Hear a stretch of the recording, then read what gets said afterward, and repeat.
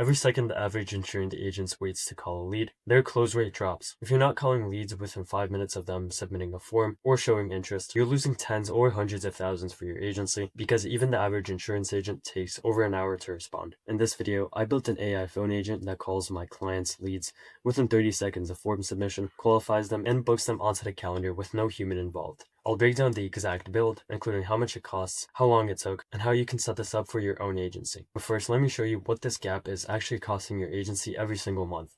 And if you don't yet know me, my name is Azim. I've automated hundreds of processes for tens of businesses, most recently insurance agencies. If you're a business owner who feels like they're falling behind with using AI, you can book a one-on-one consultation using the first link in the description. Go ahead and check it out, and I'm looking forward to chatting. So as I said, it's obviously important to dive into what slow response actually costs insurance agencies every month. So assume an agency loses around 40% of their leads, and this is actually very common.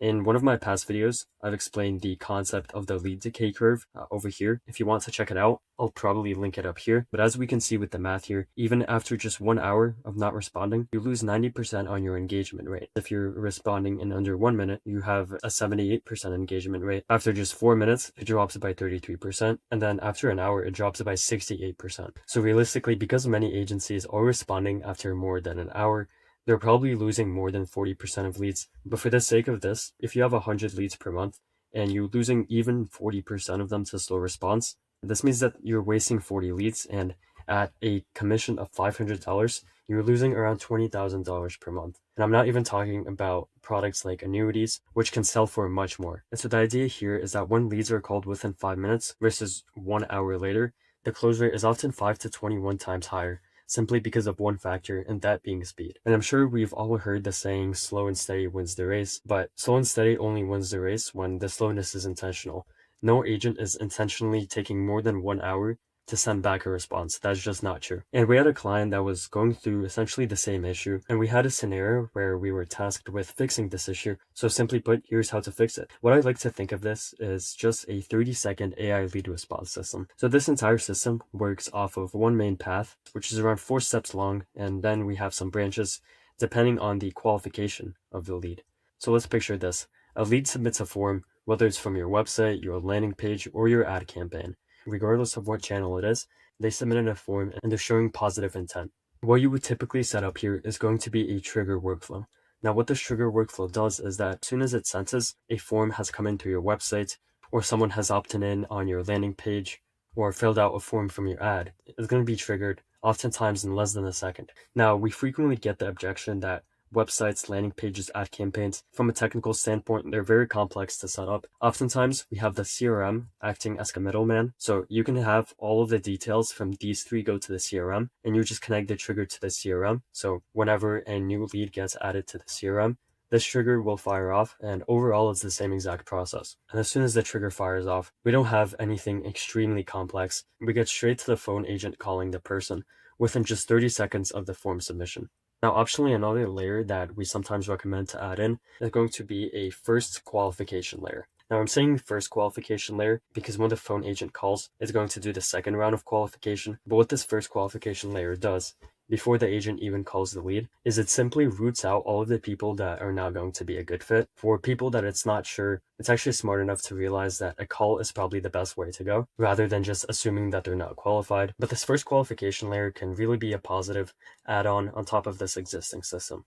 Now, after we have the phone agent calling, this is going to come down to the second round of qualification. And what this phone agent does is it speaks like a human. Now, besides working 24/7, being multilingual, and handling 10 calls at once, these phone agents are actually very smart. So for every lead, you can temporarily give the agent access to the CRM details. And if you're worrying about compliance, these agents are SOC 2, HIPAA, and GDPR compliant, so that's not an issue. But what this agent can do, instead of following a very set in stone script, so asking the same 5 questions once, it's actually smart enough to tailor the questions based on what existing information it has. And because it's able to customize the questions, it's better able to get the information and eventually qualify that person. And depending on whether the prospect is going to come out to be not qualified or qualified, we can go down 2 routes. If the person is not qualified, the agent is obviously going to close out politely, but as soon as it ends the call, another component of the AI workflow will now realize that the lead is not qualified because the AI agent has passed down that information to it, and is going to be able to add this person to the nurture drip. And this is also fully automated. Most modern CRMs like HubSpot, Go High Level, Monday,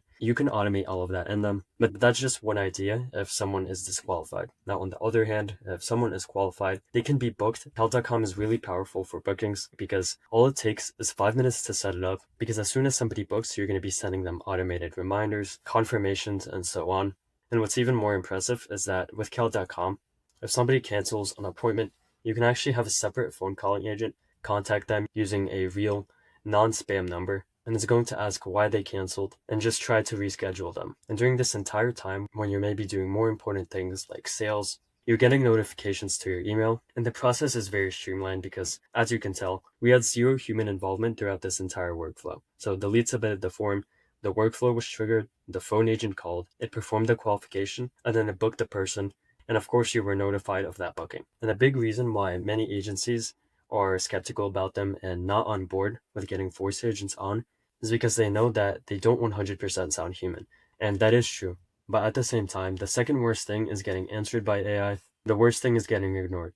So if you're playing something like a game of soccer and you're not getting a pass from the best player on your team, you think this is the worst thing that could happen because you really want the ball to get passed to you. But the second worst thing to happen to you, and it's probably not even that bad, is you get the ball passed to you by maybe an average player on your team. Of course, they're not the superstar, but you're still getting the ball from them. I don't know if that was exactly the best analogy, but hopefully that clears it up for you. So now that we've covered the what and dived into what the agent does, why don't we dive into the how, or basically the more technical walkthrough. And one thing quickly worth noting is that a system like this took us 17 days to build and deploy, and it consisted mainly of these three main components. So every single voice agent is going to be made up of three separate components. The backend workflow operations are the really technical components of this agent, and they involve things like integrations, connections between multiple platforms. And so think of these as the glue that are holding everything together. So we can't take our voice agent and simply instruct it to book inside of our calendar if we're not actually providing it access to the calendar, which is where two of my favorite platforms, NAN and Trigger.dev, come in. These are able to connect the voice agents to the calendar, to the CRM, you name it.